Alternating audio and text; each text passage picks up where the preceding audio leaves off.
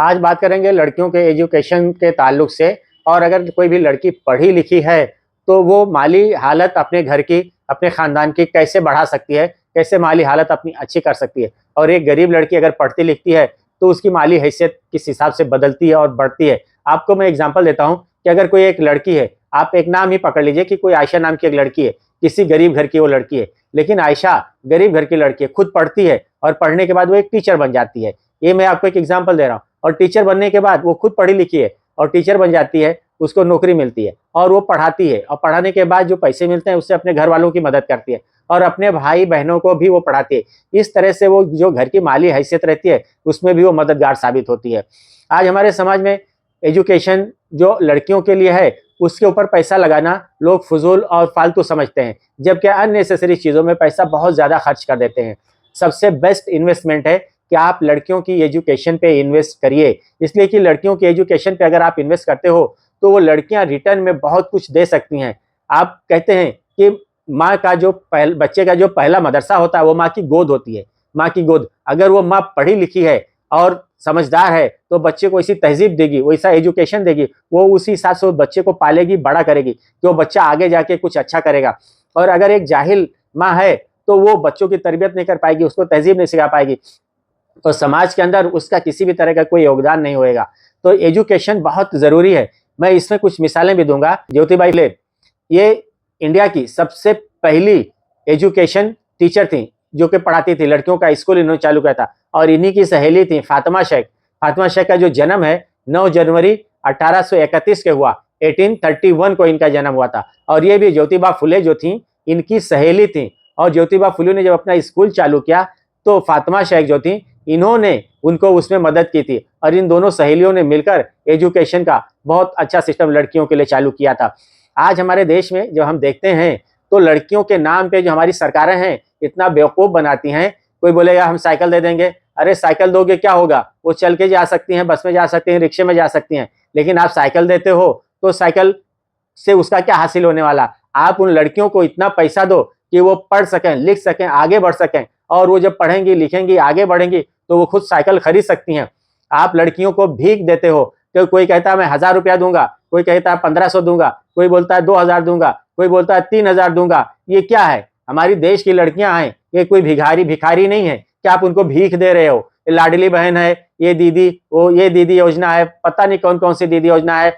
कोई तो एक है शिवराज सिंह चौहान, उन्होंने तो जो है मेरी लाडली बहना। अरे क्या क्या तुम बहना बनाओगे? खुद तो ऐश करते हो, 5 स्टार होटलों में रहते हो और तुम्हारी 7 नस्लों के लिए बंदोबस्त करके रखे हो। और तुम जैसे जो फरेबी जो नेता हैं, ये फरेबी नेताओं के सब फंडे हैं कि कैसे बेवकूफ़ बनाया जाए और थोड़ा सा एक लालच देके और कैसे उनका वोट लेके फिर अपना जो है एम्पायर खड़ा किया जाए, अपनी जो है सल्तनत कायम की जाए, अपनी हुकूमत की कायम की जाए। और इसमें सरकारों की गलती के साथ साथ हमारे देश की आवाम की भी गलती है कि आप 2000 में, 1500 में, 3000 में क्यों बिकते हो?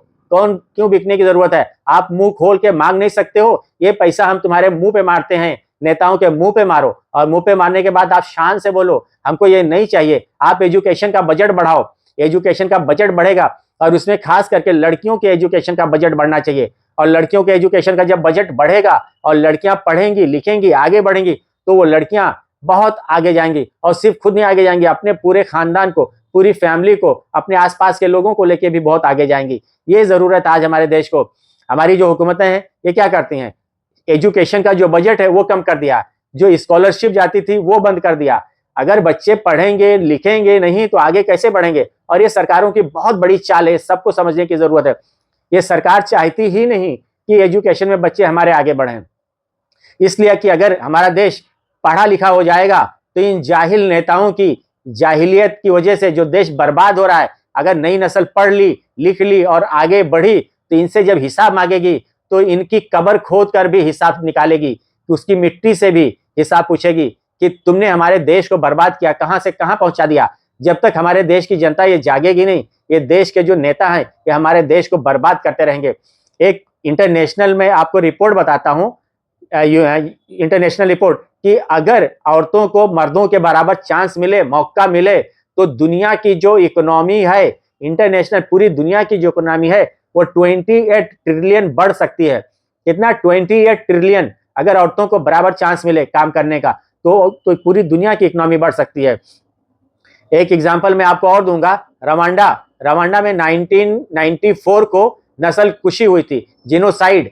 उस नस्ल खुशी के बाद रवांडा एकदम बर्बाद हो गया था, और बर्बाद होने के बाद जब उसने अपना जो एजुकेशन था वो लड़कियों के ऊपर फोकस किया और लड़कियों को एजुकेशन में लेके आए, तो वहां पे क्या हुआ रवांडा में आज की डेट में आप देखो कि अफ्रीका का जो सबसे ज्यादा तेजी से तरक्की करने वाला देश है वो रवांडा है। और रवांडा की जो पार्लियामेंट है वहाँ पे जो अक्सरियत है वो अक्सरियत औरतों की है, औरतें वहाँ मेजोरिटी में हैं। और यहाँ तो भीख मांगना पड़ता है कि हमारी औरतों को जो है कुछ रिजर्वेशन दे दो, कुछ एमपी पार्लियामेंट में दे दो, कुछ असेंबली में दे दो, इस तरह से भीख मांगना पड़ता है। और ये जाहिल नेता जो बैठे हैं कुर्सियों पे, इनको क्या पड़ी है? इनको सिर्फ अपनी 70 नस्लों का बंदोबस्त करना है, और 70 नस्लों का बंदोबस्त करने के बाद उनको इस दुनिया से जाना है। उनको जनता से कुछ नहीं लेना देना है। तो इसलिए हमारे देश की जो जनता है, ये जो भीख फेंकते हैं, ये लो 1000 रुपया लो, 2000 लो, 1500 लो, इसके अंदर जितनी पार्टियां पॉलिटिकल हैं सब एक ही हमाम में सारे के सारे नंगे हैं। कोई एक भी पॉलिटिकल पार्टी नहीं है कि वो इससे अछूती हो, सब इस हमाम में नंगे हैं। सबके लिए एक ही आवाज करने की जरूरत है कि हमको तुम्हारी किसी भी स्कीम का एक चवन्नी नहीं चाहिए। आप एजुकेशन का बजट बढ़ा दो, हमारी लड़कियों को आप फ्री में नर्सरी से लेके ग्रेजुएशन तक की, चाहे कोई भी एजुकेशन हो, चाहे आर्ट हो, साइंस हो, कॉमर्स हो, मैनेजमेंट हो, कोई भी एजुकेशन हो, चाहे मेडिकल हो, कोई भी एजुकेशन हो, सारा एजुकेशन लड़कियों के लिए आप फ्री कर दो। अभी देखो अगर फ्री हो जाए और हमारी लड़कियां देखो कितना आगे बढ़ती हैं। ये मांगने की जरूरत है, ये करने की जरूरत है, ना कि 1000, 2000, 3000 में अपने ईमान का सौदा करने की जरूरत है। जागो, और जब जागोगे तो ये देश के जो बौने नेता हैं, जाहिल नेता हैं, इन जाहिल नेताओं की नहीं चलेगी। और जब तक ये लोगों ने जो एक अफीम चटा दिया है धर्म का, फिरका परस्ती का, तो धर्म के अफीम से बाहर निकलना है और फिरका परस्ती के अफीम से बाहर निकलना है। और इनका अफीम जब तक आप चाटते रहोगे, धर्म का अफीम चाटते रहोगे, बेहोश रहोगे। आप जो है फिरका परस्ती का अफीम चाटते रहोगे, बेहोश रहोगे, और ये आपको बेहोश रखकर ही अपने सारे उल्लू सीधे कर रहे हैं। ये बात आप नोट करके रख लीजिए। जब तक आप बेदार नहीं होंगे और मांगेंगे नहीं कि हमको नहीं चाहिए, इस कुछ अगर देते हैं तो सीधा ये भीख है, हमको नहीं चाहिए, हमको फ्री में एजुकेशन दो ताकि हमारी बच्चियां बढ़ें, आगे बढ़ें। इंडिया में बाल मजदूरी की इतनी बुरी हालत है, वो एक अलग टॉपिक हो जाता है, उस पर किसी और टाइम पे बात होगी। बाल मजदूरी में हिंदुस्तान का बहुत ही बुरा हाल है, और पूरी दुनिया का एक आंकड़ा मैं बता दूं, 12 करोड़ लड़कियां हैं, पूरी दुनिया का मैं रिकॉर्ड बता रहा हूं, 12 करोड़ लड़कियां हैं जो कि स्कूल ही नहीं जा रही हैं। और वर्ल्ड इकोनॉमिक का आप डाटा अगर देखते हैं कि अगर लड़कियों को बराबर चांस मिले तो पूरी दुनिया की इकोनॉमी 28 ट्रिलियन बढ़ सकती है। यानी अगर इकोनॉमी को और बढ़ाना है और दुनिया को और आगे लेके जाना है तो औरतों को एजुकेशन में लाना और उनको मर्दों के बराबर चांस देना, मौका देना, अवसर देना, ये बहुत ज़रूरी है। बहुत बहुत धन्यवाद।